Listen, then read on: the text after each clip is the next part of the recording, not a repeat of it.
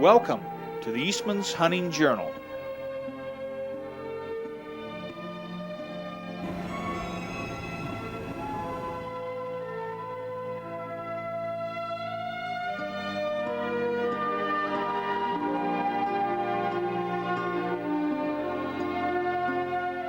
I'm glad you could join us today. We're going to go hunting trophy bull elk above timberline. You know, many years ago I was hunting mule deer above timberline down in Colorado, and you know, I kept bumping into these big trophy bull elk. You know, I'm probably like you. I never would consider the bull elk would be living above 10,000 feet. When I go bull elk hunting, I hunt elk between 4,000 and 8,000 feet, where there's nice meadows, pine cover, quakers, that type of terrain. But this is very unique to find bull elk that live up there in that high altitude. They don't do that in too many areas. But this particular area down in Colorado, these bull elk will pull their cows and go up to this high country to get away from satellite bulls. So come along with us as we go with my son, Guy Eastman, general manager of the Eastmans Hunting Journal, as he goes down in southern Colorado to hunt trophy elk way above timberline. This is the 15th of September, and Guy and Mike Powell are looking up there on that peak off in the distance. You know, that peak is over 12,500 feet. This time of year, being just the coming on of the rut, those bulls will pull up in there with their cows. Now, why do they do that? There's a couple reasons. The number one factor is to get away from satellite bulls. Also, being up there, they got a lot of country they can look over. They can also be above any other bull that comes in and tries to grab their cows. If you look up there, you can see elk right up there on top feeding. You wonder what they're eating up there. There's a little leica up there that they can eat, and it's very, very, very high in protein. Mike Powell spotted a bull up there laying down that he thinks might be something that Guy would be interested in. Now, Guy, my son, has taken several bull elk, but he's looking for something that's really special down here. He takes a look at him too, and they both agree that they need to strap their packs on their backs and go up in that high country and get a better look at this bull. Now, you know, this is 5 miles away. It's going to take them a full day to get up there to where that bull is. That evening, as the sun's going down, they're close enough to look at and tell that the bull is something that they really possibly want to get a good look at. So the next morning finds Guy and Mike right in position where they can really make a stalk on this bull.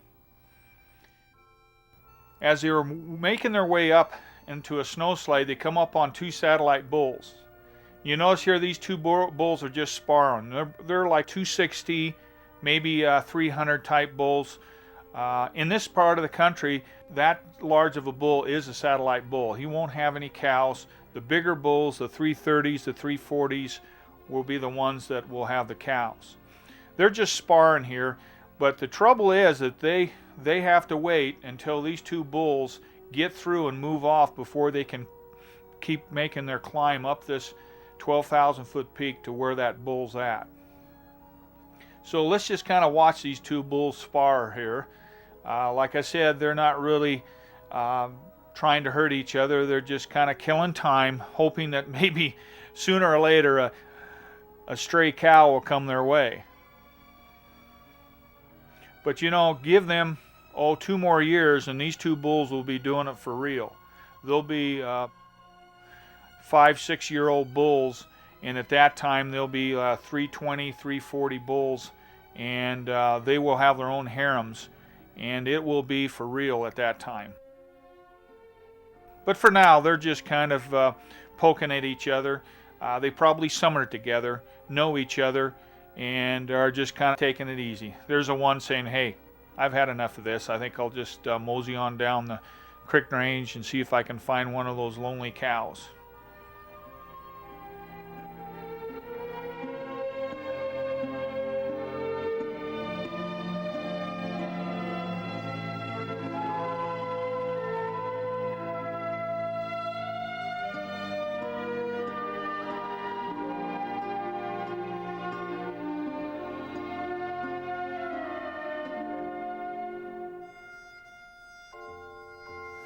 Coming up, watch us get within 225 yards of a bull that I think's over 50 inches wide. He's up there at over 11,000 feet with his harem, bugling and rutting. You won't want to miss this. Mike and Guy work their way up to where they can look across to that pocket where there's at least 20 cow elk feeding. And guess what? There's a black bear. That's right, look at that. There's a black bear up there. What's he doing in that rock slide? Well, this time of year, there's a moth that comes out, and he's eating those moths up there. They have the most protein of anything of that size, and so he's up there, chopping on those moths, throwing those rocks out, and getting to those moths that are underneath those rocks. Right above him is an elk feeding. Look at this. There's a black bear and an elk together in the same country. Well, as they were moving along, Mike and Guy come right up on two satellite bulls. Here they are. You hear that bull? That's a bull up there on top of the peak. These two young bulls, they won't have any cows or harems. They're just wandering along here hoping to find maybe a lone cow. They look right at Mike and Guy, and they're not too concerned. They just move off. And so Mike and Guy keep climbing and climbing and climbing. Now, I don't know if you know this, but at 12,500 feet, there is not much oxygen up there. Believe me, I've been up there.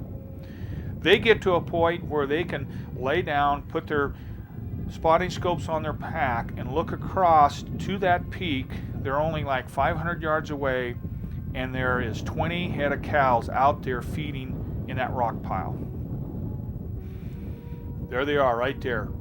Now, where's the bull? They look and look. They can't find that bull they spotted the night before. He's got to be there somewhere. He's not going to leave all those cows up there by himself. Where in the heck is he? They look there for 20 minutes trying to find that bull. The 20 minutes led on to an hour.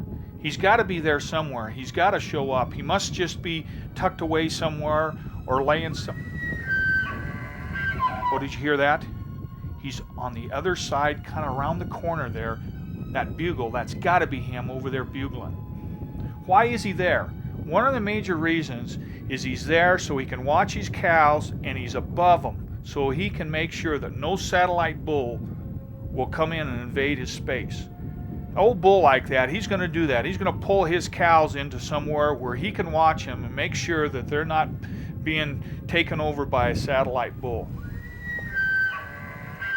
We ease around that pocket and look across, and there he is, right there. He's laying there 300 yards away from those cows, watching them. He's got to have a 50-inch outside spread. But you want to know something? That bull does not have much for points. I'll bet he doesn't score 320. He's just not big enough for what Guy would like to get. He's a nice bull, and by gosh, he's wide. He's 50 inches almost, but he just doesn't have those long sword points and long main beams you need for a good trophy bull elk. You know, that evening it started raining, and up at 12,000 feet it ain't going to rain very long, then snow comes in. Mike and Guy head down that evening. It was quite a climb down out of there. Took them until about 10:30, 11 o'clock at night to get out of there. But are they glad they did? It rained and snowed for 3 days. So while Guy's sitting in the cabin, let's go and talk to Dan Herring about how to take care of your cape once you do take a trophy animal. You don't want to miss this. You know, it rained and snowed for 3 days. All those elk pulled off that big peak and ended up down here somewhere in these parks and timber. So Mike and Guy are down here the last day of his hunt, scouring these parks, hopes of coming up on a good big trophy bull. Now, they first come up on this bull here. He's only about a 300 B&C gross bull elk. Guy would rather go home without a bull elk rather than take one he's not really happy with. You hear that? There in the timber is one heck of a good bull bugling. So they ease around the corner here and come into a small opening, and there is a huge waller here. There's been a bull working this for 10 days. Look at this. And by the tracks, he is a real big mature bull. So what do? Do they keep hunting other areas, or do they say pat right here in this area hoping that that bull will come out? They make a decision here. They decide to ease out towards a big meadow that's right next to that waller and wait and set up in hopes that that bull will come out this evening. Well, guess what comes out? A 300 type bull. He's about 320. He moves across this opening, but you know where he's going to? Look on the other side of him there. There's a dozen cows over there. Now watch this. This is really interesting. This bull decides to take a run at these cows here and try to pull one of them out and take with him. There must be a bigger bull here, because look at him. He says, well, come on, one of you girls come with me. I want you to notice here that those cows make a big circle and go back towards those other cows. They do not want to go with that little bull. Why? Believe it or not, the cows decide what bull they're going to be bred by. Uh-oh, he's running away. What's he running away for? Look at him. We'll look over to the right here in a minute. See what come out of that patch of timber to spook this bull. He looks back. We look over there to where's he looking at? You know, you always have to say when you see a bull looking, what is he looking at? There he is. He'd been in that patch of timber. That's the bull that Guy wants to get. Look at that bull. He makes a run at that bull and runs him off. Guy and Mike try to slip in a little closer so they can look across at him and get a little closer to him. Look at this bull. He's got 7 points on one side, 6 on the other. Just a real good mature bull elk. But you know, he's 500 yards away, clear across that meadow. What are you going to do? Are you going to try to make a stalk on him, or are you going to just sit tight to see if that bull will bring his cows towards him? If you booger this bull, if he smells you or sees you, he's gone in that timber and you'll never get another crack at him. And this is the last night of the last day of Guy's hunt. Here he comes. Look at him. What he's doing is he's pushing those 2 cows that satellite bull tried to get, pushing them right back into his herd, keeping his herd nice and tight, just like a good old herd bull should. But like I said, believe it or not, those cows, if they didn't want to be bred by him, they would not hang around. As you saw, that satellite bull tried to push them cows out, and they would not go with him. So that bull's still a ways away.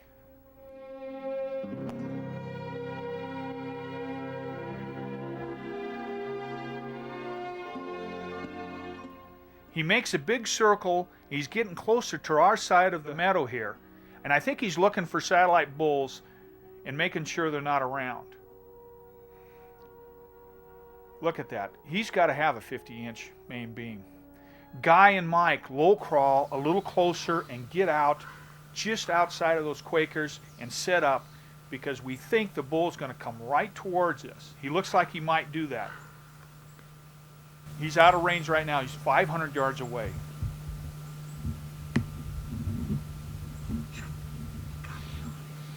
What?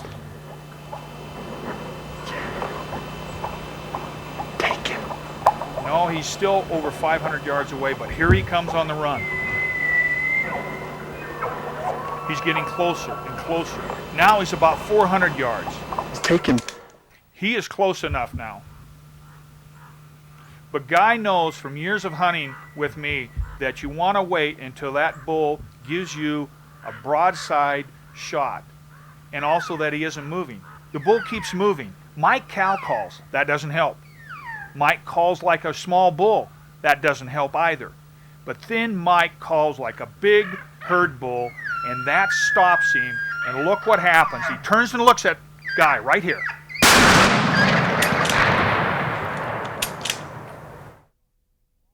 What a shot. Right in the shoulder, and down went that bull. Boy, what a bull, Mike. He is a beauty. Look at that. 7th point, we've got some character on this side, 7th point off there. I think his main beams are pretty long, don't you? I think they're going to go 50 to 52 inches. Wow.